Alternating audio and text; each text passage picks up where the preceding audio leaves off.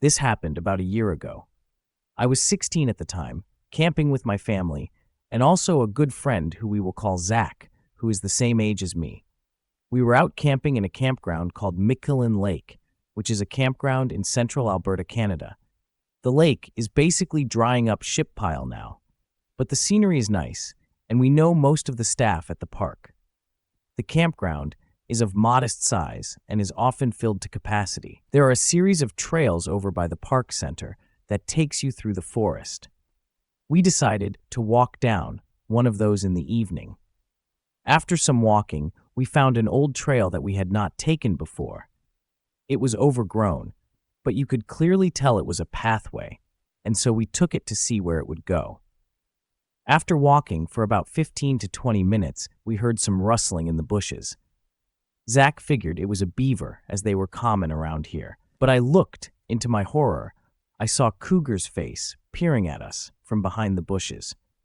I could barely make out a jealous eyes, but it did seem like the cougar was moving, and yet we still heard the rustling in the bushes. I pointed at it and told Zach, and he began to panic. Cougars often try to stay away from humans, but they are getting more common, so even though they are unlikely, it is not impossible to find one. I told Zach to remain calm and backpedal away with me, and we began to backpedal. I could tell he was scared shitless, but I told him the wrestling was probably a jiang, and we probably stumbled upon its nest by accident. I figured so long we made a point to backpedal away, the cougar would let us go. We backpaddled down the trail for some time. When we felt we were safe, we turned our backs and continued walking. We rounded a corner, only to find the cougar standing there on the trail in front of us. It was staring at us and obviously wanted to attack us. I was shocked at how fast and quietly it was able to pass us. At this point, it was clear the cougar was toying with us and that an attack is imminent. I had a K-bar knife on me at the time, in case the situation got worse. And so I pulled it out. Truthfully, a knife probably would not save our lives against such an amazing predator. But it is better than having nothing. It's a usual tool, a weapon for hunting or defense. So, it was better than nothing. I think Zach knew the cougar was probably going to attack too, giving my reaction to the situation in the cougar's odd behavior. We were both tall for our age, and though Zach was scrawny, I was quite muscular for my age. Even so, if the cougar chose to attack us, we would be in trouble. I told him to backpedal away once again and to stay close. He did not listen, though. He booked it. Before I knew the cougar was running towards us. It was fast. I chose to fight as my natural response to danger. It was probably also my best chance of survival at this point, as running would be my only result in this being attacked and dismembered. Perhaps, if I bought Zach some time, you would be able to get help from people walking the trails, or there was always the possibility that he would rush to my aid. The cougar got close to me so fast that I barely had time to react. I plunged my knife into its torso. Right as it jumped towards me, it growled in pain, but the wound, though it was deep, was not lethal. Perhaps maybe I just hit a rib. He shoved me to the ground, clawed my right hand, forcing me to let go of the knife, and tried to bite my throat while sinking his claws into my shoulders. Zach at this point was running away yelling for help. To be honest, I do not blame him.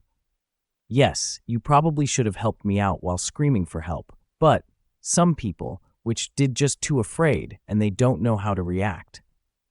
I protected my throat with my left arm, which was lucky by my chest before it clawed my shoulder, so I was able to defend myself. It bit my arm, which was the worst pain I have ever felt.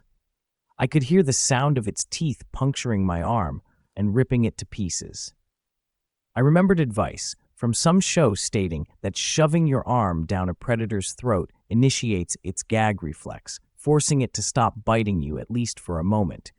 Remembering this, I shoved my arm further down his throat, and the pain got worse, but I was able to fight through it, and thanks to my adrenaline rush. The cougar gagged and promptly let go of after the struggle. This gave me a few seconds at the most, prepare for the next attack. However, I was still at its mercy, and I knew my chances of survival at this point were low. Suddenly, I heard a loud bang, and the cougar let out a small whimper before falling on his side. I stood up and saw a park ranger running towards me along with Zach. At this point, the pain in my left arm was starting to set in. It was messed up bad, and so were my shoulders, both deeply scratched. I did not realize it hurt me as bad as I thought it did until I looked up and felt the pain set in. He explained that other hikers had reported the cougar earlier, and so he came to the trails to find it and heard Zach's cries for help. After performing the first aid, he took it to his truck, which was quite a walk, to get me to Zach to our site and to get me to the nearest hospital as my wounds were serious. It could easily become infected. My parents ended up driving me there as the ranger could not leave the campground on duty. Leaving Zach in the trailer at her site, Zach was shaken, but he was amazed that I was still alive. I needed stitches for my shoulders and my left arm, which to this day is still damaged permanently. But it could have been a lot worse. It was a very terrifying moment of my life, and I could have easily died there. Later, after I was treated, I talked to an expert from the park. He told me that the cougar attacked us because it was in pain, and we approached his nest and had porcupine quills in his throat. He said that it probably would have left us alone if we did everything right, at least initially. If it wasn't for the quills in his throat, we probably never would have been attacked at all.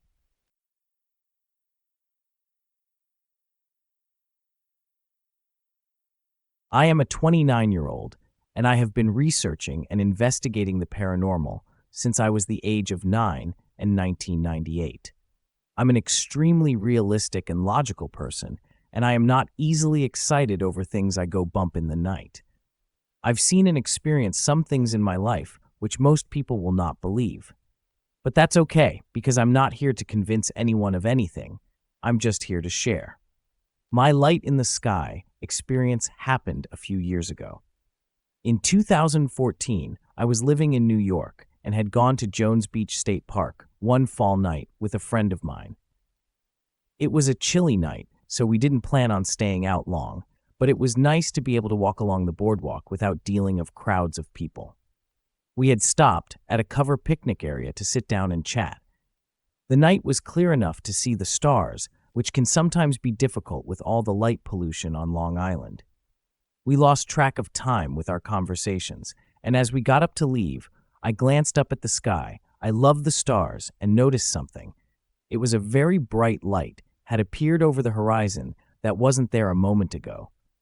My friend, seeing that I was staring off into space, literally looked up and thankfully saw it as well. Of course, we had two initial thoughts. One, it was an airplane, or two, it was just another star. We watched it for a few solid minutes, and it never moved from where I sat. Ruling out the possibility of being an airplane, side note, my boyfriend is an airline pilot, and I spent a lot of time watching airplanes. This is definitely not a plane. So, a few moments go by when we notice a second light, just as bright as the first, appears seemingly out of nowhere. It manifested, if you will, right below the first light, and just hover there. Naturally, we look at each other and exchange perplex glances. When we look back up again, a third light appeared below the first two.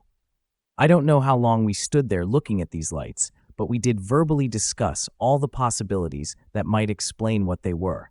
We tried very hard to be realistic in debunking this phenomena. After a while, the light shifted, taking on a triangular pattern. Again, we stood, mesmerized, and watched. They did not change positions again. After that, it felt like forever. We finally decided that we should leave.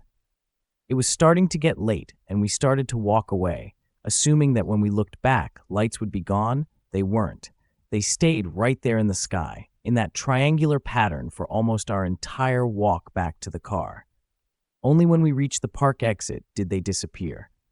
We do believe what we saw were UFOs, though I'm not 100% comfortable labeling as an alien per se.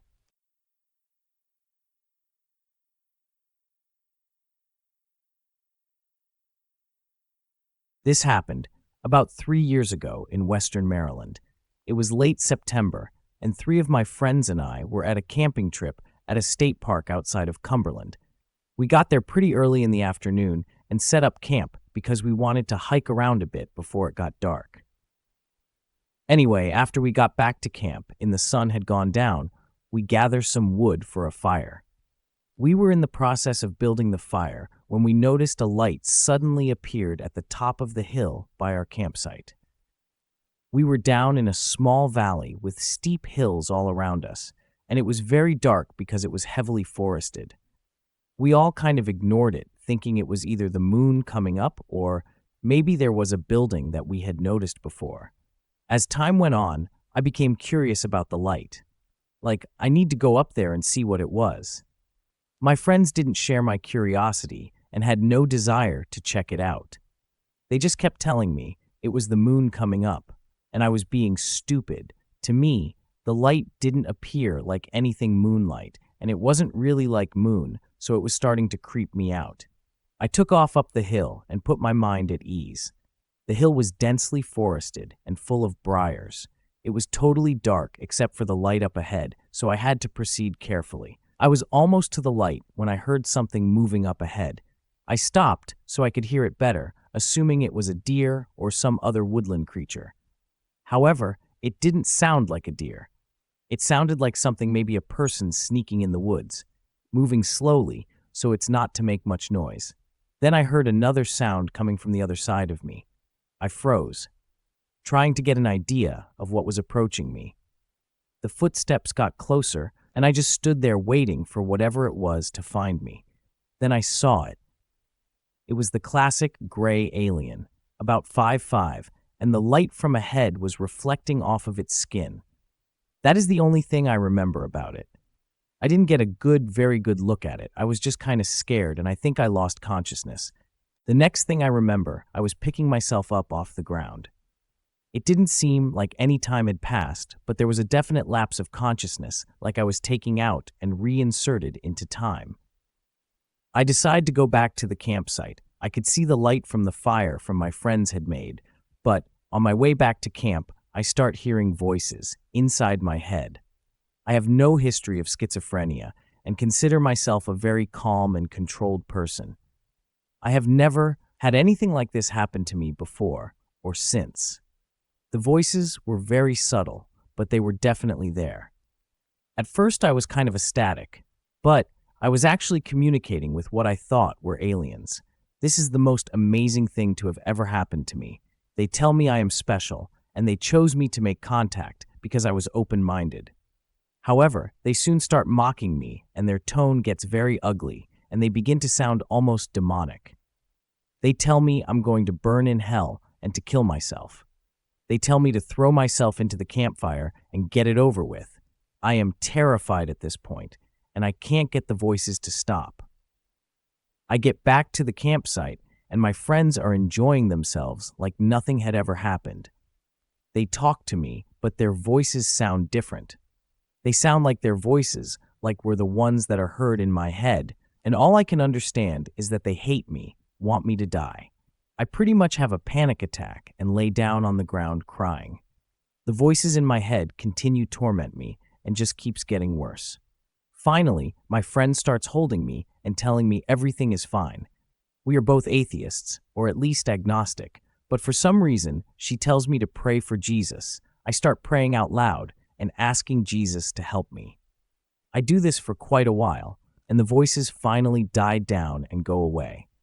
I go to lay down and try to sleep to forget about what just happened, and I see the moon coming up over the hill.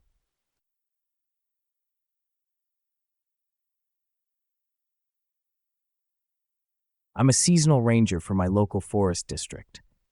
Despite the fact that I live in a fairly suburban area, the forest preserves still make up 12% of the county, with much of the property being heavily wooded, not far out wilderness, but pretty secluded in some areas.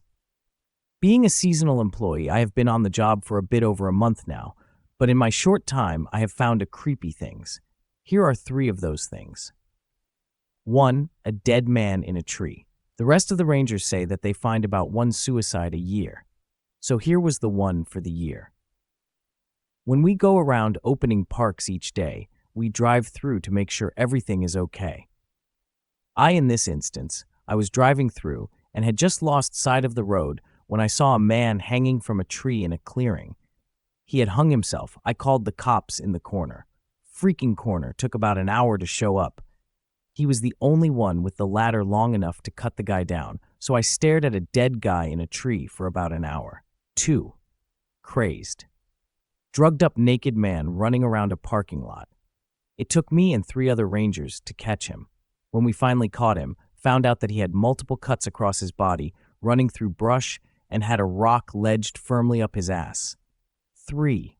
A headless deer. Normally, when a pack of coyotes take down a deer, yes, we have a bunch of coyotes around here. They leave bite marks all over the body, along with torn flesh everywhere. But the head was cleanly sliced off and placed directly off next to the body, meaning this is something created by human intervention.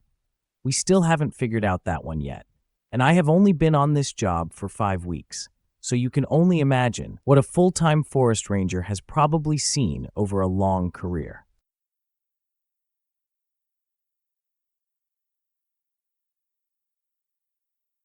I was working as a prospector's assistant in central Manitoba one summer.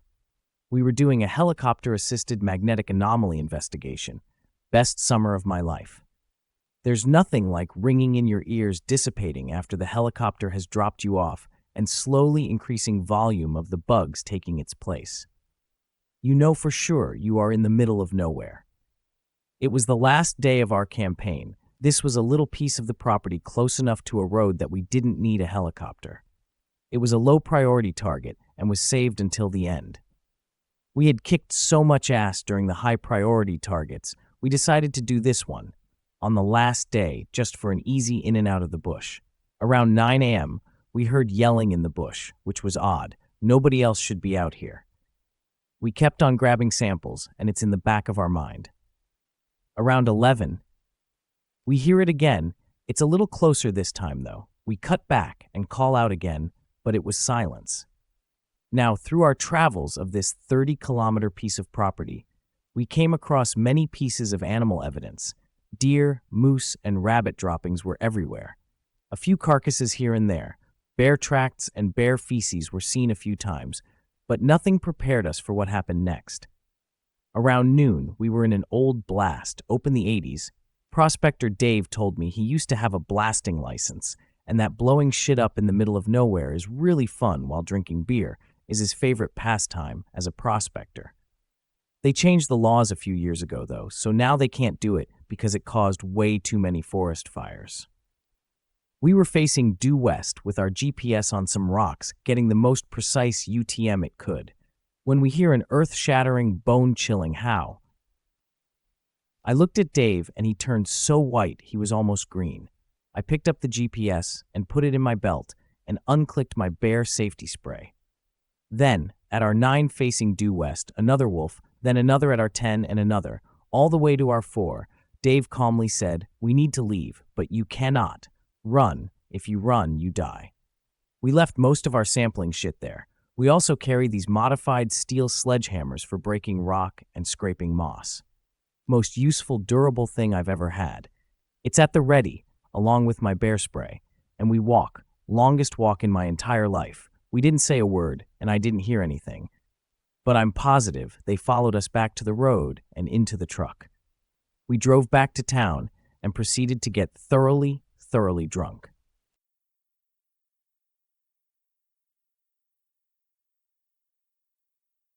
One of my best buddies from college was a geologist major that ended up becoming a ranger in the Southeast United States.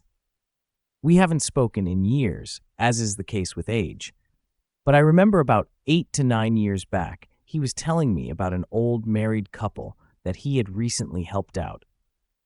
He had seen them come to the park several days in a row and found out they were visiting from out west, and they had gotten engaged there decades prior. They have been searching for a spot they'd taking pictures of when they popped the question about having trouble. After looking at the pics and figuring out roughly where they were trying to get to, he escorted them in his vehicle, then hied them to where he thought that it would be. They found it, and he left them there and went back to his station at the entrance. He said he got a weird feeling when he got back and felt like he needed to wait to see them whenever they left. Well, once it came time to lock up at night, he still hadn't seen them leave, so he reported it. He left his assistant to wait at the shack at the entrance and wait for them where he left them. He went back to try to find them. He found them both there, laying down, spewing along the bank of the river. Neither were alive. He called the cops, went through the 9 yards, and went home. The police were able to disclose them to their identities, but weren't sure of anything else initially. Later, he learned that the wife was terminally ill with cancer, and they both committed suicide by ingesting some sort of chemical pill combination. They just chose to do it where they had gotten engaged at. My bud wasn't torn up about it. He was obviously sad for them dying, but said he thought that they wouldn't have asked for help earlier because they didn't want anyone to think that they helped kill them.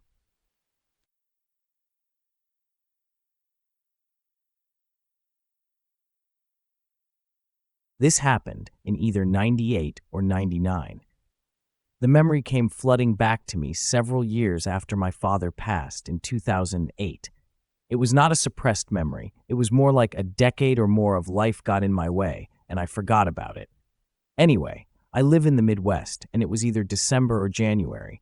It was the time of year where high school is in season, but college is not, so just before Christmas or possibly early January. I know because my brother was home from college, but I was cheering basketball games at the time. My dad was driving me from home from cheering at a varsity basketball game. It would have been after around 10:30 p.m. and either Tuesday or Friday, since that's when the games were. We live in the country, and I do remember it was cold and a brisk night. There was snow on the ground, and the moon was really bright, and the snow was almost sparkling. We came down our country gravel road and came to a top of the hill where all of our mailboxes were. Dad wanted to stop and get the mail. To the right, there are the mailboxes, and to the left is an expansive foreign field. There is no other way to put it, but to the left, there was a large cylindrical object hovering. I had a slant over the cornfield. The side tipped down where maybe 5 feet off the ground. There weren't any lights on. It made no sound. I think we kind of gaped at it for a while, and then we were like, what the fuck is that? I remember my dad saying that he was going to ask the farmer who owned the land if he had bought any new farm equipment. Mind you, this was the dead of winter, and no one would have been in the field with their farm equipment, let alone one that floats middle in the air like that. I remember saying to him, Dad, that's no piece of farm equipment.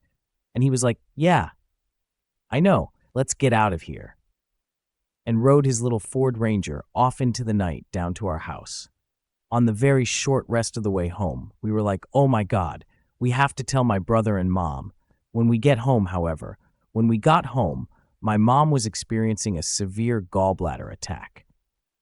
She had been having gallbladder problems for a while, and we didn't have any health insurance, so she had been putting off getting it checked out. Push came to shove, and that night, we had to take her to the ER, and she had to have surgery, and this whole crazy experience got lost and was never talked about again. My dad passed in late 2007, and several years after that, like I said above, memory came back to me like a flood. Unfortunately, now I can't ask him about it if he remembers it too. I did work my way around to ask my mom if Dad ever mentioned anything to her over the years, and she said no, he hadn't. I really wish that I would have remembered before he passed, so I could have asked him more, frankly, that he was still here to ask today. It really bothers me, and I really want to know what he remembers from that night.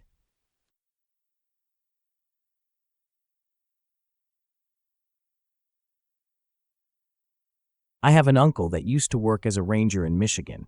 He's gone through nights of tigers, loose in a campsite without a working flashlight, drunk guys drowning in the rapids, and kids found dead from hypothermia, cradle peacefully at the bases of tall pines. But he never seemed disturbed when telling these stories. He saw it as just a part of the job. He took me and my middle brother on a walk through my grandparents' woods one evening while all the adults made dinner. The other 2 boys were completely occupied with a video game that was only 2-player, and so our uncle decided that he would give us 2 some special attention, especially to me as being the only girl. I would get excluded from a lot. We washed for maybe 15 minutes before my uncle stopped dead at the swamp area in the woods, a place we went to often to hunt for mushrooms in the summer. But right, in the middle of the soggy forest, Fluke was a 10-foot spiral staircase that none of us could ever remember being there before. It was like someone had built a house and everything, but the stairs had been swallowed up by the swamp. At the top was a very small landing where a welcome mat and carpet sat, completely clean and untouched from what we could tell. I looked up at my uncle, and the look on his face struck me like a cold ice pick. He was terrified, shaking like it was winter, and his eyes darting around on the tree line like he was looking for something. He grabbed our hands and walked fast. I have always been very short and unable to keep up. I found myself being carried all the way back to the house. He set me down only when we were in direct sight of the house and told us not to say anything about it to anyone, especially the boys, and to not go outside of the house without him with us. We were very confused and scared, and as it sounded just insane, we kept our mouth shut. I recently went back home to visit and convinced my brother to come with me to see the staircase, though it took a lot of convincing to get him to come along, and he refused to go without our gun or 200-pound mastiff. We got out there, to the right spot, and there was nothing, just a clearing. No bits of metal, no carpet, just an empty clearing in a nice big patch of mushrooms. Those mushrooms might have been our dinner, if our mastiff hadn't growled the moment we stepped towards them. It was probably at a deer, but we left quickly and have never been back or told anyone what we saw.